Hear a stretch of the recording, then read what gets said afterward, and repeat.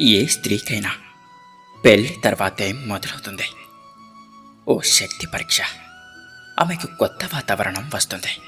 కానీ ఆమె ఒంటరిగా అమ్మ ఇంటి అట్టడుగు ఆశ్రయాన్ని విడిచిపెట్టి ఓ కొత్త కుటుంబంలో కొత్త బాధ్యతలు వేలాడిస్తాయి.